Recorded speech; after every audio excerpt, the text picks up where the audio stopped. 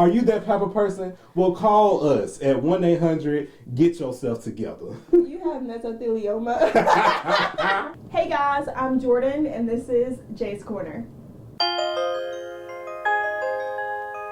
This week we're talking about relationships, and toxic relationships to be specific. I've been in several, unfortunately. I'm sure that, many of you have been in them too. Like, it's just something that, it comes with the dating game. Like, you just never really know someone until you know someone. So, I'm bringing back my friend Chris, and we're going to talk about some of our previous relationships, talk about what makes a relationship toxic, and things like that. So, I have Chris here again this week. You're my first repeat guest. Yeah, because, I'm that person. So. Okay. So we're talking about toxic relationships. First, Chris, what do you think makes a relationship toxic? I'll say the person gotta have some very bad attributes. Like, they complain about every little thing you do. They nag about every little thing you do. Like, they just find a reason to argue about the smallest of things. And if a person just can't accept the fact that you are the person that you are, then I feel like that starts to bring in toxic traits, because you have to understand, I dealt with somebody who couldn't understand that I had female friends, and she didn't want me to be around them because in her past relationships, I guess her guys were saying oh, such and such is my female friend, but low key they were messing around. Mm-hmm. And it's I can understand you went through that, but you gotta understand also that everybody isn't like that. Mm-hmm. And especially in the profession that you're in, you're going to deal with the opposite sex a bunch of times. So I just feel like if a person really can't understand that you can't nitpick about everything, then that's what makes a person toxic. I've been in not one toxic relationship, but many toxic relationships. And the thing is, whenever you start bringing stuff from your past into your current relationship, I think that's one of the things that leads to it becoming toxic. Yeah. Because, of course, things from your past, they help you grow and they help you, learn what you should do differently or what you should keep doing for relationships. But I feel like a lot of times, people will enter a relationship not completely healed from previous things that have happened to them, and I think that that's something that leads to relationships being toxic. But the hard thing is, a lot of times, especially in the relationships that I've been in that were toxic, leaving those, that's the hardest thing ever. It is, because sometimes you think just like with me, with the person I was with, I knew that she was a good person. Deep down inside, I knew she was there. But it's just, at the end of the day, she had those toxic traits. And like you said, she brought, people bring stuff from their past relationships into their new relationship. And it's that person, that person can't get past that. And no matter how hard you try to mend that person's broken heart, it's no matter what you do, you take one step forward, but you're taking 2 steps back. It's just tough because I feel a lot of times in toxic relationships, the bad stuff is there, but you see the good in a person, and you see okay, well, he's not always like this. Sometimes he does this, or so when you see those good qualities, and that's what you fall in love with, and that's what you want to be with, I feel a lot of times people overlook the toxic ones and feel okay, well, maybe if we work together, we can fix that. But I don't even know at this point. I don't know if you can really fix someone that's toxic. You can't. It's one of those things where if you you can show them that you want to help them, but they have to be the ones to be I want your help.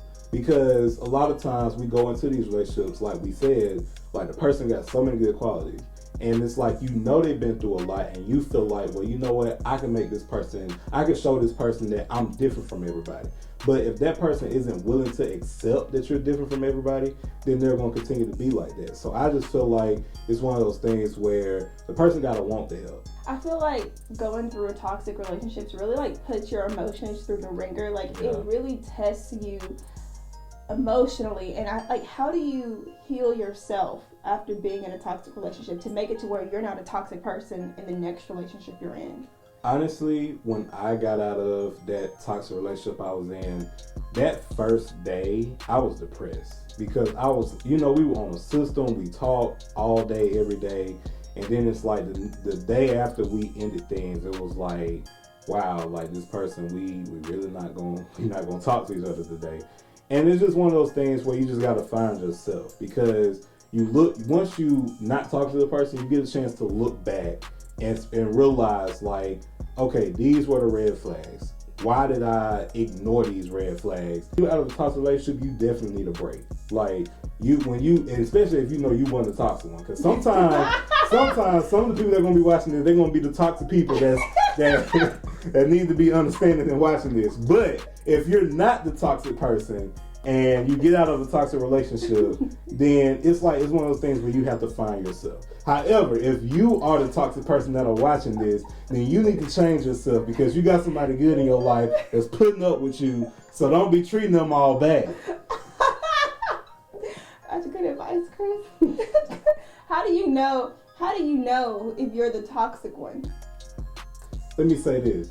Are you upset? This is going to be like a commercial. Are you upset because your significant other is talking to the opposite sex?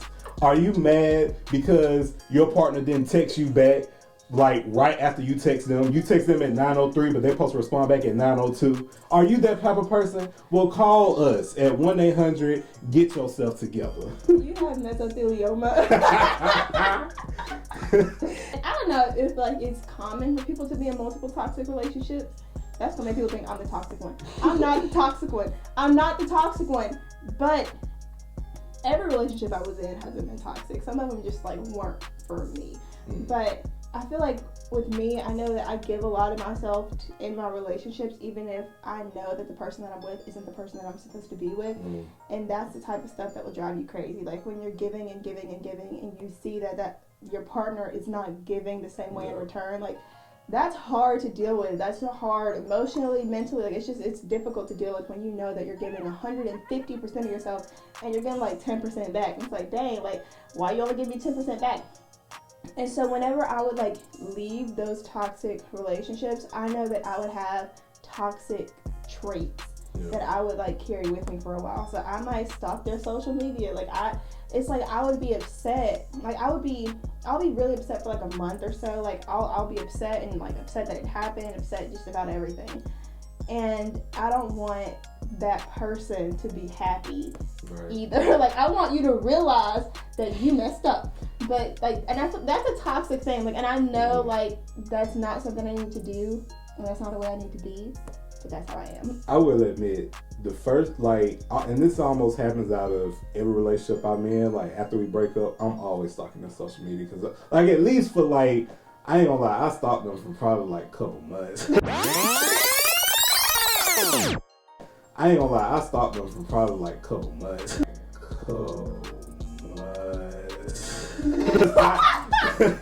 I'd be like, wow, like, I want to see, is this person really gonna move on without me? Like, you really gonna do this? And then boom, here they go taking a picture with somebody else, and then you don't know if it's just a friend, and you just like, wow, so you really just gonna move on? Like, you ain't even gonna give me another chance?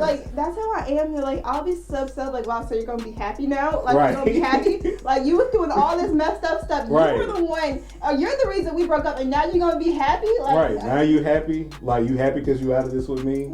Like, some people just aren't ready for relationships, though, and that's something you have to understand. Like, you can be ready, and you can be ready to settle down and give this person the world, but, like, if they're not ready, they're not gonna take it. And the last thing you want to do is force something, because, like, you gonna regret some things, that person gonna regret some things, and it's like that's probably like my one fear in every relationship, is to hear my partner say, I regret ... because you want to feel like you're the best thing that ever happened to that person. But, like, once you people now, they get so caught up in what looks good and what they think other people will like, and it's not the same in how it used to be. Like, before, if you, like, and I feel like it's about effort too. Like, when our parents and our grandparents, like, wanted to court someone or be in a relationship, they had to try hard. You had to get that house phone number. You might have to write a letter. Like, you got to make plans, and you can't just text, oh, well, I'm not going to make it. Like, no, there ain't none of that. And you had to, like, go to the person's parents and be like, hey, I want to date your daughter. It's like, if a dude wants to date you, all they got to do is slide into your DMs and be like, Jordyn, I want to talk to you. Right, there wasn't no DMs back in the day. There was no sliding DMs. Like, they had to try hard. And now the thing is, everybody wants to, like, Netflix and chill. People don't really want to go on dates like that. Like, they used to, like, I know that I can't say, like, all men ain't censor this bar out. Like, I know I can't say that because I am friends with guys that genuinely like care for women. So I don't think that it's that guys are crappy. I think that women just have a tendency to pick crappy guys based off what they see on social media. But you know what though? And I'll also add with that, a guy knows who he wants. Like, you can't ask, you can ask any man on this planet, who do he really want? And he will tell you. Because everybody, one thing about it, everybody on this earth is made for somebody. You may not be made for the person that you with, but you made for somebody. If people can hate Jesus, then anything can happen to you too. Something that you feel like is important about toxic relationships and you want us to talk about, drop that down below too, because I feel like this is a relatable topic and something that pretty much everyone has some sort of experience with. But I have more content coming for you next week. Please like, share, comment, and subscribe. Bye guys.